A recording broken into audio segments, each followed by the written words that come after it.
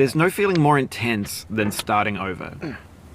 If you deleted your homework the day before it was due, as I have, or if you left your wallet at home and you have to go back after spending an hour in the commute. If you won some money at the casino and then put all your winnings on red but it came up black. If you got your best shirt dry cleaned before a wedding and then immediately dropped food on it. If you won an argument with a friend and then later discovered that they just returned to their original view. Starting over is harder than starting up. If you're not ready for that, like if you've already had a bad day, then what you're about to go through might be too much. Feel free to go away and come back. I'll be here. Alright, thanks for coming with me on this trip. I'll understand if you have to take a break at any point. Just find a safe place to stop and quit the game. And don't worry, I'll save your progress, always, even your mistakes. This game is a homage to a free game that came out in 2002, titled Sexy Hiking. The author of that game was Jazuo, a mysterious Czech designer who was known at the time as the father of B games. And B games are rough assemblages of found objects. Designers slap them together very quickly and freely, and they're often too rough and unfriendly to gain much of a following. They're built more for the joy of building them than as polished products. In a certain way, Sexy Hiking is the perfect embodiment of a B game. It's built almost entirely out of found and recycled parts, and it's one of the most unusual and unfriendly games of its time. In it, your task is simply to drag yourself up a mountain with a hammer. And that act of climbing, in the digital world or in real life, has certain essential properties that give the game its flavor. No amount of forward progress is guaranteed. Some cliffs are too sheer or too slippery. And the player is constantly, unremittingly in danger of falling and losing everything. Anyway, when you start Sexy Hiking, you're standing next to this dead tree that blocks the way to the entire rest of the game. It might take you an hour to get over that tree, and a lot of people never got past it. You prod and you poke at it, exploring the limits of your reach and your strength, trying to find a way up and over. And there's a sense of truth in that lack of compromise. Most obstacles in video game worlds are fake. You can be completely confident in your ability to get through them once you have the correct method or the correct equipment or just by spending enough time.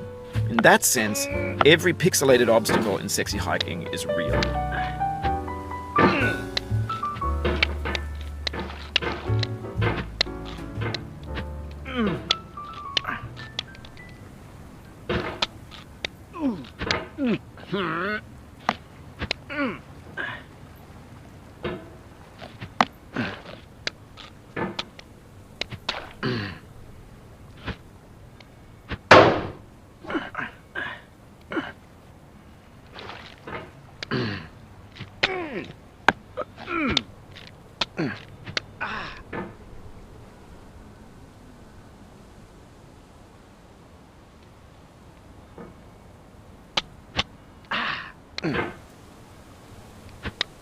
The obstacles in Sexy Hiking are unyielding, and that makes the game uniquely frustrating. But I'm not sure Jazuo intended to make a frustrating game.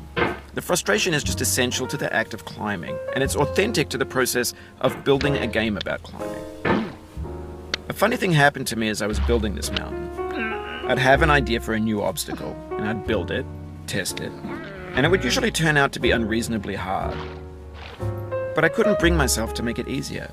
It already felt like my inability to get past the new obstacle was my fault as a player rather than as a builder. Imaginary mountains build themselves from our efforts to climb them, and it's our repeated attempts to reach the summit that turns those mountains into something real. Oh, you just lost a lot of progress. That's a deep frustration, a real punch in the gut.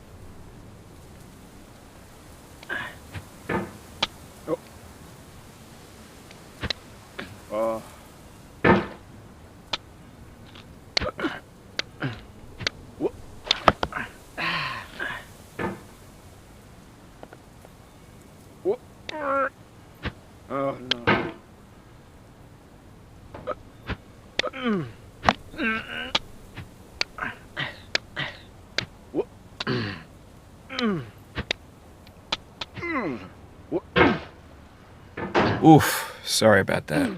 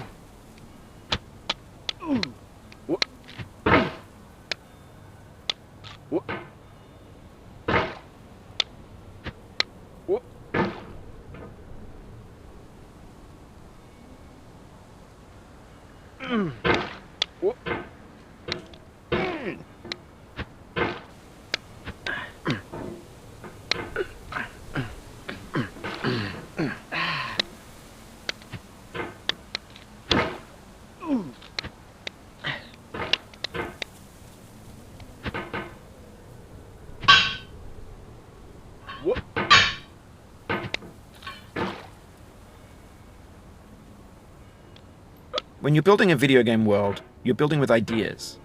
And that can be like working with quickset cement. You mold your ideas into a certain shape that can be played with, and in the process of playing with them, they begin to harden and set until they're immutable, like rock. And at that point, you can't change the world, not without breaking it into pieces and starting fresh with new ideas.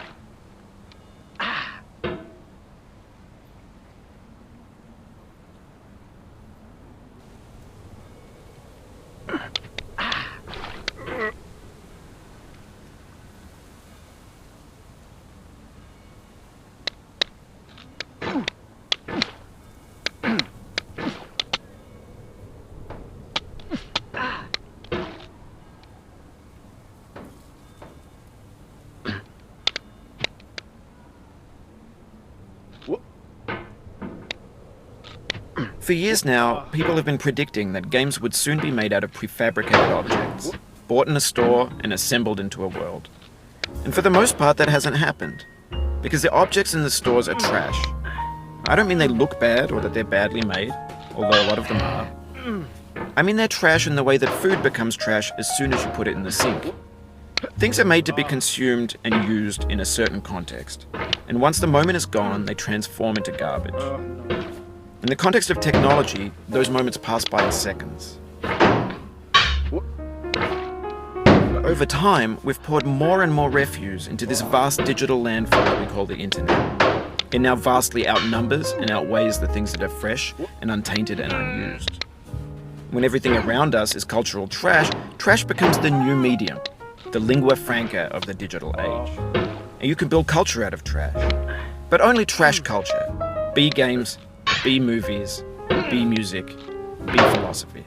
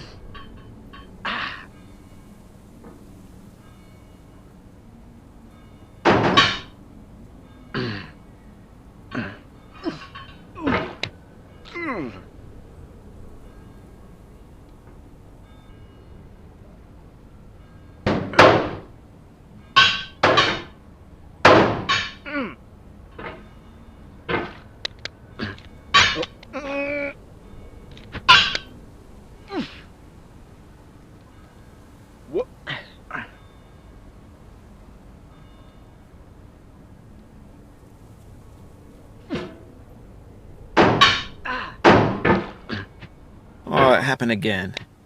Keep on trying. Don't let it get to you.